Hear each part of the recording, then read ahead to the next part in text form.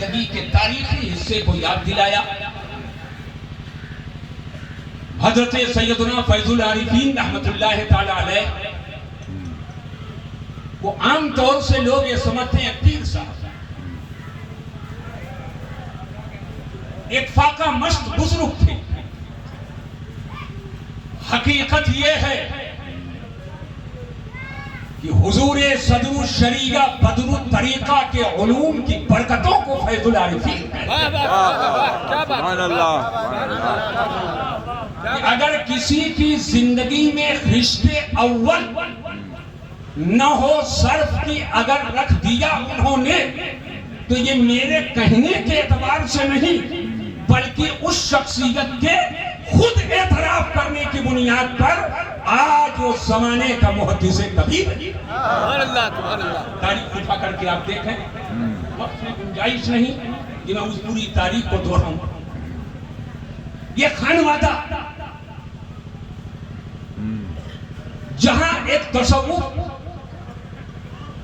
کا ایک غازہ سب بظاہر عام لوگوں کے سامنے نظر آتا ہے، حقیقت یہ ہے مناظرہ، علم، تفقہ، عقائد، معانی، بیان میں جو اپنی مثال آپ ہو وہ یہ خانوادہ ہے۔ اس کے بتانے کے لیے ہمیں سلیسن سے جوڑنے کی ضرورت نہیں ہے، کون نہیں جانتا ہے قائد ملت، قائد اہل سنت، مناظر اعظم علامہ شاہ ارشد القادری رحمت اللہ تعالی، جماعت اہل سنت کے لیے جو انہوں نے خدمتیں انجام دی ہیں، ہم اپنی پوری زندگی اس کا شکریہ نہیں ادا کر سکتے۔ پوری جماعت احسان مند ہے، لیکن عشق اور محبت ایک ایسی چیز ہے جس عشق اور محبت میں اعلیٰ حضرت میں بے شمار خوبیاں، لیکن ان تمام خوبیوں میں سب سے بڑی خوبی امام اہل سنت کی جو ہے وہ عشق رسول ہے، وہ عشق رسول ہے۔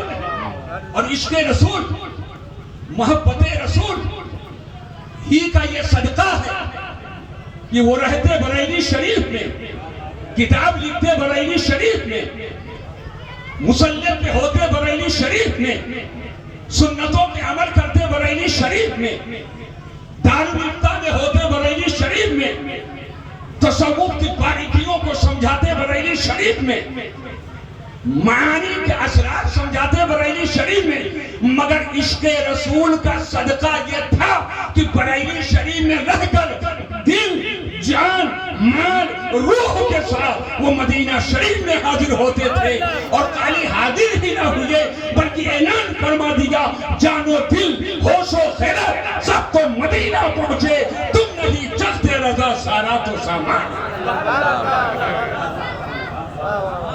لیکن تصوف کوئی ایسی چیز نہیں جس کو زبان سے ادا کرنا، یہ واردات قلب، یہ احساسات، یہ وجدانیات سے، یہ یقینیات سے اس کو مجسم کر کے بتانے کی چیز نہیں ہے، وجدانیات سے اس کا تعلق ہے۔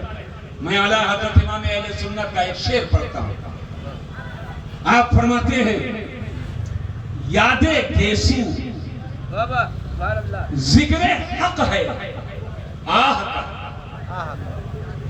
حضور صلی اللہ علیہ وسلم کے زلف معمر، کاکل شریف، زلف دوتا، زلف واللیل کا ذکر کرنا، یہ حقیقت میں اللہ کو یاد کرنا ہے۔ اس لیے کہ مصنوع کی تعریف در حقیقت یہ ثانی کی تعریف ہوتی ہے۔ یاد گیسو ذکر حق ہے، اور یا گیسو کو یاد کر کے آہ کر، اور آگے فرماتے دل میں پیدا لام ہو ہی جائے گا۔ دل اردو ادب کے اعتبار سے ایک محاورہ ہے، کسی کے دل میں ہونا، بیچو بیچ میں ہونا۔ کہاں رہتے ہیں؟ میں محفل کے میں ہوں. میں نے کہا صاحب سجادہ اس وقت کہاں جلوہ گر ہے؟ کہا محفل کے دل بیچو بیچ میں ہے، مرکز نگاہ ہے. تو اردو ادب میں بطور محاورہ کے بولا جاتا ہے کہ آدمی فلا قلب اترولا میں رہتا ہے، اترولا کے دل میں رہتا ہے، یعنی درمیان اور بیچ میں. اعلیٰ حضرت فرماتے یاد گیسو ذکر حق ہے، آہ کر دل میں پیدا لام ہو ہی جائے گا.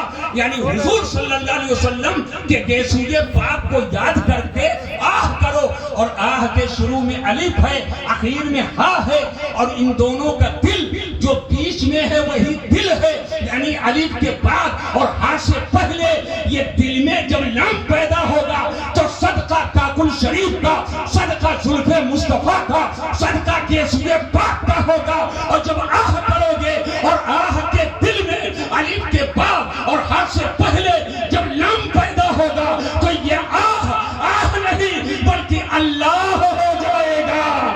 یاد گیسو ذکر حق ہے، آہ کر دل میں پیدا لام ہو ہی جائے.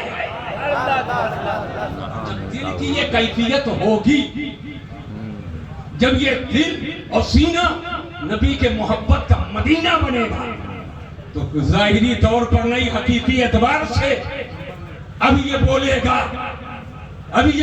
گا، یادیں گیسو کر کے تڑپو بلبلو. یہ بلبل سے بھی مراد دل ہی ہے. یادیں گیسو کر کے تڑپو بلبلو، ٹکڑے ٹکڑے دام ہو ہی جائے گا. اور یہ ٹکڑے ٹکڑے دام ہونے کا منظر آج کے تقریباً 15 یا 20 سال پہلے میں نے علاقہ سعد اللہ نگر میں دارالعلوم اہل سنت سرکار عاصی، جس کے بانی مبانی آپ جلوہ گر ہیں، وہاں کے دستار بندی کے جلسے میں حاضر ہوا. اور اس وقت میری تقریر کا اعلان ہوا جب حضور فیض العارفین علیہ رحمت و رضوان وہاں جلوہ گر تھے. اور میں نے اعلیٰ حضرت سرکار کی لکھی ہوئی یہ نعت جب شروع کی، زمین و زمان تمہارے لیے، مکین و مکان تمہارے لیے، چنین و چنا تمہارے لیے، بنے دو جہاں تمہارے لیے. تو اس مرد حقاقہ اور اس مرد قلندر کے حالت کو دیکھتے جسے زمانہ فیض العارفین کہتا ہے، آنکھیں سامن بھادو برسا رہی تھی. دل کے ایک ایک ٹکڑے کو آنسوؤں کے ذریعہ محبت رسول میں سرشار ہو کر وہ بہاتے جا رہے تھے، روتے جا رہے تھے، زاروں قطار رو رہے تھے. اور ایک دیوانہ مست کی طرح، ایک سرکار کے ایک عاشق زار کی طرح آپ روتے جا رہے تھے. اور جب پڑھتے پڑھتے میں اس شعر پر پہنچا، صبا وہ چلے، باغ پھلے، وہ پھول کھلے، کتن ہو پھلے، لیوا کے تلے، سنا میں کھلے، رضا کی زبان تمہارے لیے. اس شعر پہ آنے کے بعد تو حضرت کی شان ہی کچھ عجب ہو گئی. فرماتے تھے مولانا پھر پڑھو، میں پھر پڑھتا. پھر فرماتے مولانا پھر پڑھو، میں پھر پڑھتا. پھر فرماتے مولانا پھر پڑھو، میں پھر پڑھتا. مجھے یاد ہے تقریباً 12 مرتبہ حضرت فرماتے رہے پھر سے پڑھو، پھر سے پڑھو، پھر سے پڑھو.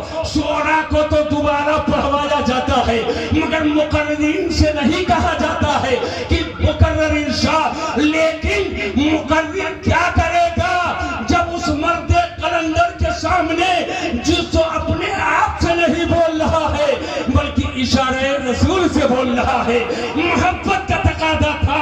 حضرت علامہ خواجہ سید محب الحق صاحب قبلہ اس وقت جلوہ گر تھے، دستار بندی کا عالم تھا. میں یہ کہنا چاہوں گا رونے والے روتے ہیں، دنیا میں بہت رونے والے پائے جاتے ہیں، مگر کوئی چاہو حشم کے لیے روتا ہے، کوئی تخت و تاج کے لیے روتا ہے، کوئی لشکر و سپاہ کے لیے روتا ہے، کوئی دنیاوی دولت و ثروت کے لیے روتا ہے. لیکن فیض العارفین روتے تھے تو یاد محبوب میں رویا کرتے تھے، یاد خدا رسول میں رویا کرتے تھے، محبت رسول میں رویا کرتے تھے. اور یہ رونا آپ کا کھونا نہیں تھا بلکہ یہ سونا بنا تھا. الحمدللہ حضرت تاج صوفیہ حضرت علامہ مولانا راشد رضا صاحب قبلہ رحمت اللہ تعالی علیہ اپنی عمر مستعار بھر نقش قدم پہ چلتے ہوئے اسلام و سنیت کی خدمت کرتے رہے. آج ہمارے آپ کے مابین بظاہر نہیں، لیکن جیسا کہ حضرت نے فرمایا اہل نظر دیکھ رہے ہیں ان کی روحانیت جلوہ گر ہے۔ آج اسی مشن کو آگے بڑھانے کے لیے حضرت مولانا شہزاد اقدس قاری اسلام لطیف صاحب اللہ کے کندھوں پر یہ ذمہ داری رکھی گئی ہے۔ اللہ تبارک و تعالیٰ انہیں اس کے برکات سے مالا-مال فرمائے اور انہیں صحیح معنوں میں مذہب حق و صداقت، اسلام و سنیت، مسلک اعلیٰ حضرت کے خدمت کے مواقع عطا فرمائے۔ وما علینا الا البلاغ۔